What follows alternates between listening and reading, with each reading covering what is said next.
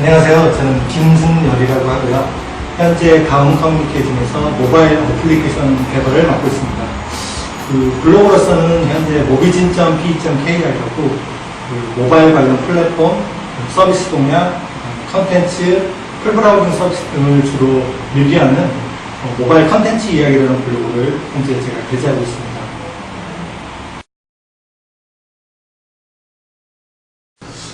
무선 인터넷은 이통사를 중심으로 해서 이루어져 있고, 이통사는 그런 무선 인터넷을 활성화하려고 그동안 많은 노력을 해왔고, 가시적인 성과를 이루었던 것도 사실입니다. 하지만 최근 3, 4년 동안 무선 인터넷 침체기에 이르면서 발전이 없는 정체의 모습을 보이고 있습니다. 그런데 그 상황이 많이 변했죠. 부가가치 중심으로 하는 그런 밸류체인에서 상호 인터랙션을 중요하는 그런 에코시스템으로 많은 환경이 변화가 됐고요. 그 와중에서 이통사 중심으로 있었던 무선 인터넷이 다양한 플레이어들이 새로운 기회 요인을 갖게 됩니다. 그 중에서 디바이스와 플랫폼을 가지고 있던 애플이 가장 선두에 서서 아이폰과 앱스토어를 런칭하게 됩니다. 그래서 굉장히 성공을 하게 되죠. 그거를 보고 많은 사업자들이 벤치마킹하여서 앱스토어에 뛰어들게 된 겁니다. 대표적인 예가 이렇게 림이나 노키아, 그 다음에 팜 같은 그런 단말사와 플랫폼을 가지고 있는 그런 회사들이 사업에 뛰어들게 되었는데요. 이러한 여러 그 사업자들의 앱스토어의 성공으로 인해서 많은 사업자들이 관심을 갖게 됩니다. 상대적으로 컨텐츠몰을 가지고 있던 이통사들은 그러한 변화에 대해서 수비적인 성격을 가지게 되고요. 더 이상 해결문을 잃지 않게 돼서 새로운 앱스토어에 또다시 같이 뛰어들게 됩니다. 이것이 바로 현재 이통사가 앱스토어에 뛰어들게 된 배경인데요. 결론적으로 말씀드리면 어떤 전략적인 그런 포지셔닝이라기보다는 수비적인 포지셔닝으로 접근했다고 보는 게 맞습니다.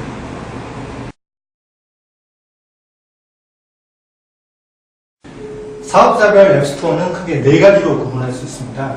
일단 첫 번째가 먼저 말씀드렸던 단말과 플랫폼을 동시에 가지고 있는 사업자를 예로 들 수 있는데요. 애플, 팜, 노키아, 림과 같은 그 사업자들이 대표적인 그 사업자라고 할 수 있습니다. 그들은 그 단말과 플랫폼을 동시에 가지고 있기 때문에 지원해야 되는 플랫폼이나 단말이 한정되어 있기 때문에요.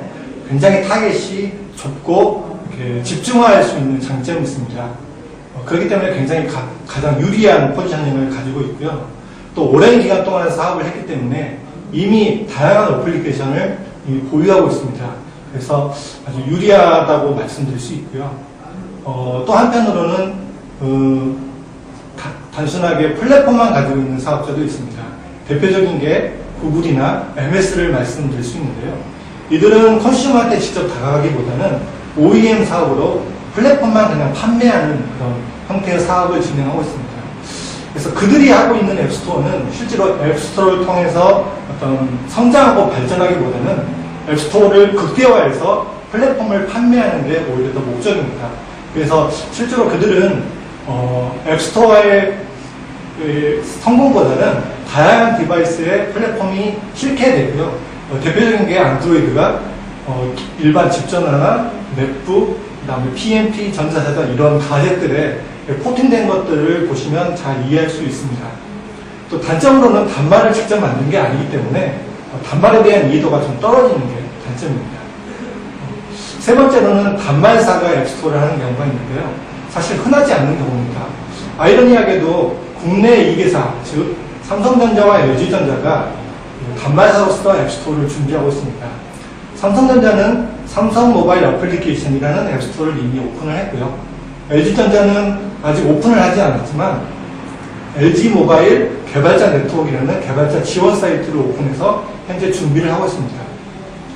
그렇지만 그들은 플랫폼을 가지고 있지 않기 때문에 여러 플랫폼을 지원해야 되는 부담감을 가지고 있고요. 어플리케이션은 굉장히 많지만 어떤 특정 단말에 최적화되는 없기 때문에 일반 시장에게 접근하는 어플리케이션의 경험은 굉장히 부족하다고 말씀할 수 있습니다.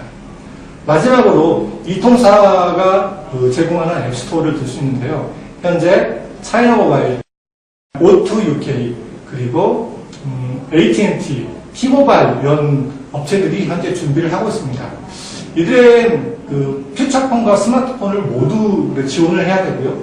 다양한 단말, 다양한 플랫폼, 이것들을 많이 지원을 해야 되기 때문에 시장이 넓어 보일 수는 있으나 개발하는 부담감이 굉장히 많다는 그런 단점을 가지고 있습니다.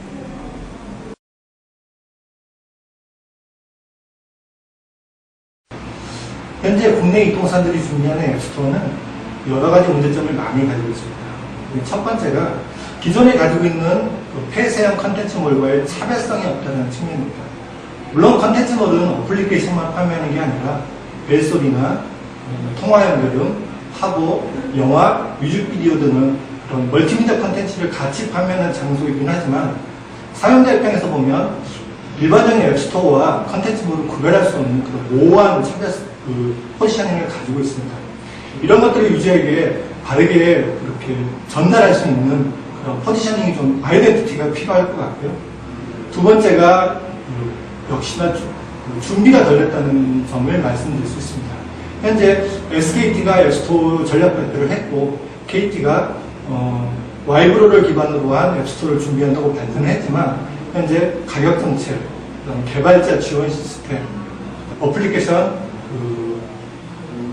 분배 문제 등 여러 가지 것들이 실체가 아무것도 없다는 것은 결국 준비가 부족하지 않나 그런 생각이 듭니다. 세 번째가 여러 가지 어플리케이션을 모으고 개발사들을 지원하는 건 좋지만 실질적으로 엔드유저가 다가설 수 있는 무선 인터넷 정액에 대해서 요금에 대해서는 전혀 고려가 되지 않다는 게 아쉽습니다. 아무리 좋은 환경과 어플리케이션이 있어도 엔드유저가 접근할 수 있는 진입장벽이 높다면 결코 성공하지 못할 것이라고 예상합니다.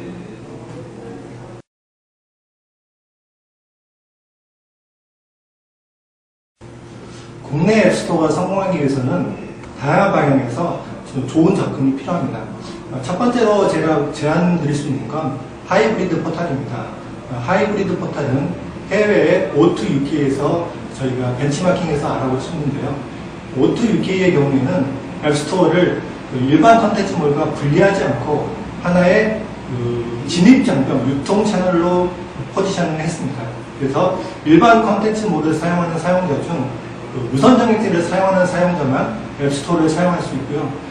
거기서 좋은 반응을 얻은 그런 어플리케이션만 일반적인 컨텐츠몰에 입성할 수 있는 그런 구조로 삼고 있습니다. 이런 것 같이 국내에도 일반적인 컨텐츠몰과 앱스토어를 동시에 이렇게 접근할 수 있는 하이브리드 포탈로 접근하는 게 성공할 수 있는 요인이라고 생각하고요. 두 번째로는 이통사가 가지고 있는 장점은 어떤 단말이나 플랫폼보다는 다양한 어셋과 API라고 볼 수 있습니다.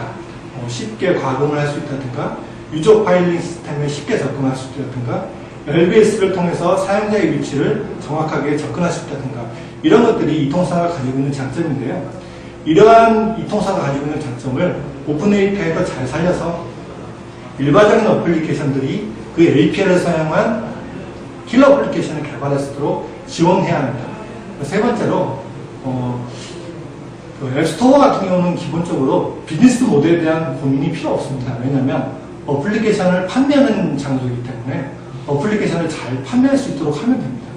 하지만 대부분 앱스토어에서는 유료 모델과 무료 모델 동시에 지원을 하게 되는데요. 여기서 우리가 집중해야 될 것은 무료 모델이라고 생각합니다. 이 무료 모델에서는 특히 광고를 통한 수익을 얻을 수 있는데요.